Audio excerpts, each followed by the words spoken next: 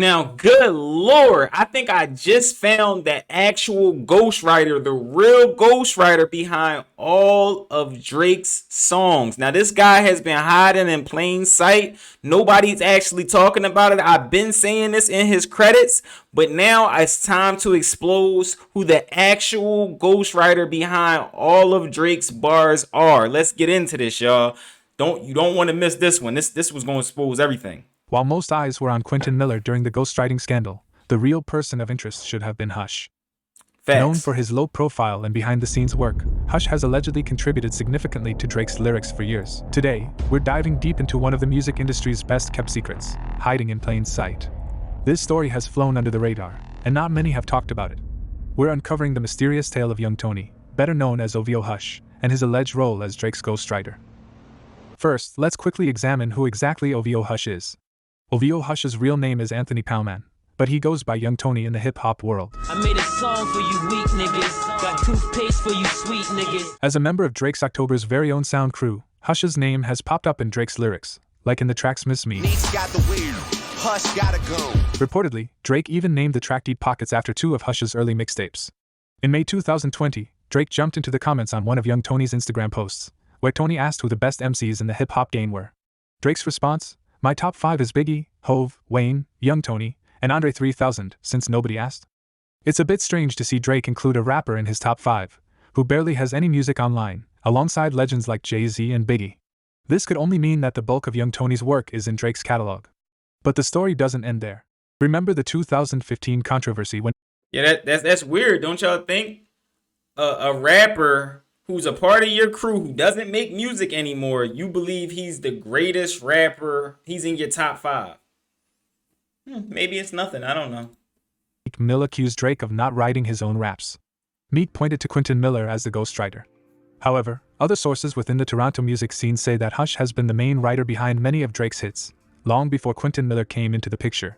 Hush is probably my favorite rapper that ever came out of Toronto. Literally the best rapper I had ever heard. You've known forever that Drake has a team of writers. Hush has also been credited with co-writing some of Drake's biggest albums, writing on classic tracks like Over My Dead Body, Crew Love, Take Care, and We'll Be Fine. Anthony Palman, better known as OVO Hush, has made significant contributions to Drake's discography. Bangers. Palman's influence extends to more lyrically complex songs such as Lord Knows, Hell Yeah Right, and The Ride. But Palman's work doesn't stop there. His name also appears on several tracks from Drake's third studio album, Nothing Was the Same. This includes credits on the opening song Tuscan Leather, often hailed as one of Drake's best intros. Additionally, Palman is credited on the bonus tracks Come Through and All Me, which features 2 Chainz and Big Sean. So why hasn't this blown up more? We can only suggest that there's a revisionist history in the making. Many people within the industry know about Hush's contributions, but it's kept quiet to maintain Drake's image as a top-tier lyricist. There's also a fascinating theory about Hush's nickname. The name Hush is said to stem from Hush Money, implying that he's compensated to keep quiet about his contributions to Drake's music. Rick Ross has also called out Drake for using Hush as a ghostwriter, although this claim didn't gain much traction. Yeah, facts. He did post this up, another BBL Drizzy ghostwriter, but ain't nobody really because during that back and forth, Ross also brought his parents into it, his mom and dad and all that stuff, so we were more talking about that, but he actually did post this saying that he was trying to tell everybody it was Hush. Interestingly, the comments were more focused on why Rick Ross seemed so obsessed with talking about Drake amid his ongoing battle with Kendrick Lamar. The specifics of Palman's contributions to these tracks are unclear. They could range from minor input to significant writing. However, his consistent presence in Drake's work highlights the importance of his contributions. Drake himself has proclaimed Anthony Palman, aka OVO Hush, as one of his top 5 rappers. Despite the mystery surrounding Drake's ghostwriting, and the amazing thing about that is Drake could put Hush in his top 5, but Hush might not put Drake in his top 5. That's how it is with Penn. It's like any type of combat. You get what I'm saying? Like, I could be in somebody else's top 5. It don't mean that I put you in my top 5. No, I know I'm nicer than you. So let's keep going, y'all. Allegations. Some stands like DJ Academics argue that it doesn't matter, pointing out that many artists use ghostwriters. Like some of y'all, I was once naive that every rapper wrote every line of every song.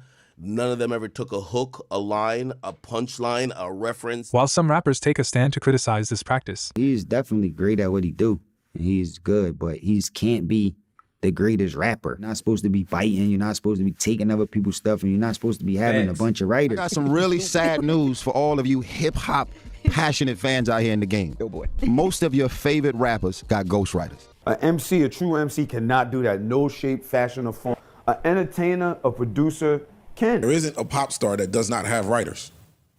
Anywhere. You cannot name one. MC Lyte said years ago, whoever writes your rhymes might as well hold your microphone. Man. Does this affect Drake's placement? Yes. I ain't write all my R&B hits, but I'm still getting his vagina off up. To the fan that doesn't pay attention too much, you call that Drake sound, but that's Party. That's what Party and Drake did together. Absolutely. And also on the rapping side, that's what Quentin did. But I think the real skill sets in the rap part, maybe I'm off, but 70% is the actual writing. So if you're not writing, it discredits you a little bit. We gotta say Jay-Z has ghostwriters. And that's a whole different conversation. That's just something that they're gonna always put on him. He's too successful. When you're that successful, they're gonna have something over you. And that's one thing folks gonna always say about him. Well, you know he don't write though. I gotta get these devils out of my life. That's Kanye. I'm from the murder capital where we murder for. That's Kanye.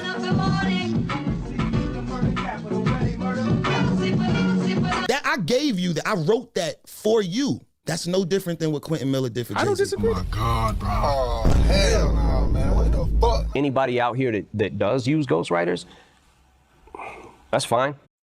I mean, I get it though. I told y'all a long time ago, you can actually go on the Apple Music. You got to put the actual real lyrics on Apple Music. When you go into Apple Music, go to the lyrics and scroll all the way to the bottom.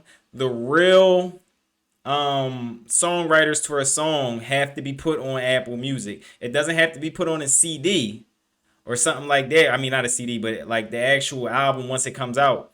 But it has to be put into Apple Music so everybody get their fair splits from Apple when you get paid for the music.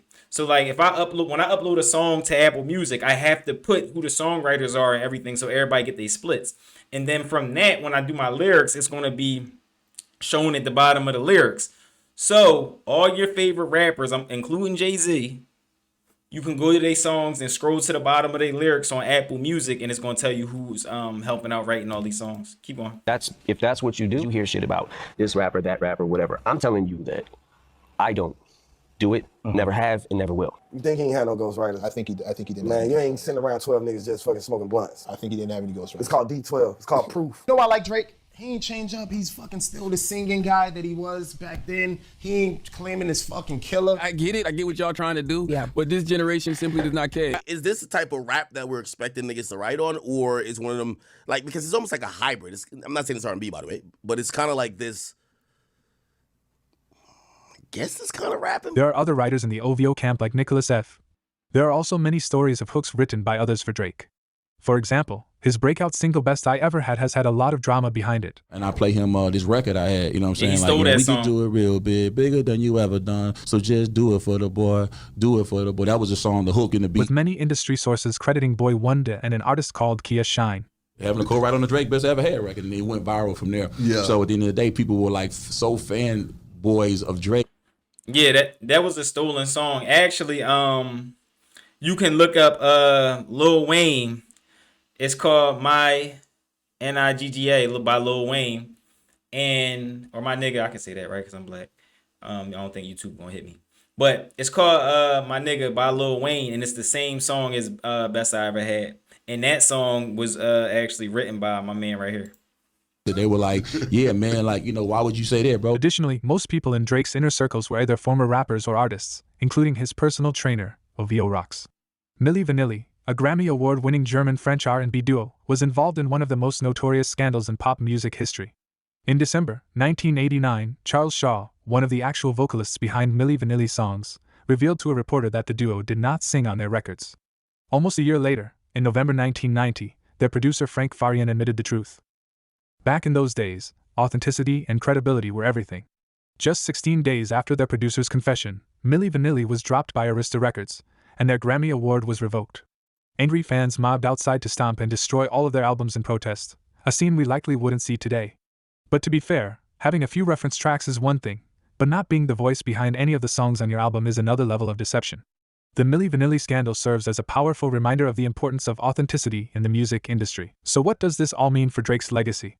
While Drake is an incredible songwriter in his own right, his reliance on a collective of writers, including Hush, plays a significant role in his success. However, Does this collaborative writing style exclude Drake from being one of the hip-hop greats? Or does it Yes. mean he is reinventing the way we perceive writing in hip-hop? That largely depends on how dedicated of a hip-hop purist you are. Future conversations on this subject are sure to arise given the frequent leak of new reference tracks. This collaborative approach, similar to Kanye West's creative process, has undeniably contributed to Drake's status as one of hip-hop's brightest stars. Whether you believe using ghostwriters undermines an artist's credibility or not, it's clear that Drake's method of working with talented writers like Hush has helped him create some of the most memorable music of our time. Do all these writing allegations change your opinion on Drake? Or are we... I would have to say yes. He is more of a Kanye West. He's definitely not one of these guys on the screen right now, like a D Block member or something like that, who writes all their own rhymes. He's more of a Kanye West. However you look at Kanye West's last album that he just dropped, he didn't really write any of the songs or have any of the ideas. You get what I'm saying? And he's vocal about that. You get what I'm saying? But with Drake, I actually, over the last week, one of my subscribers brought it up to me. He was like, yo, actually, if we want to talk about it, Tory Lanez is the greatest rapper that ever came out of Canada. And I said, hold up. You're right. Tory Lanez is the greatest rapper that ever came out of Canada. It's not Drake. He's the greatest, maybe the greatest entertainer. But that's up to debate with The Weeknd. But the greatest rapper, I would have to say, is Tory Lanez at that point, because he writes for himself and he writes for others. All right. So it's your boy, What's Up, G? Let me know what y'all think about this. The real ghostwriter behind all of Drake's hottest rhymes, hottest songs, is actually Hush Money. And it's been that way for years. He's all over all the credits on every album. All right. Don't forget to hit a like for this. This is a deep dive. Y'all know how I do. Keep the foot on their neck. No letting up. If ain't nobody told you they love y'all today, I love y'all. I'm out, y'all.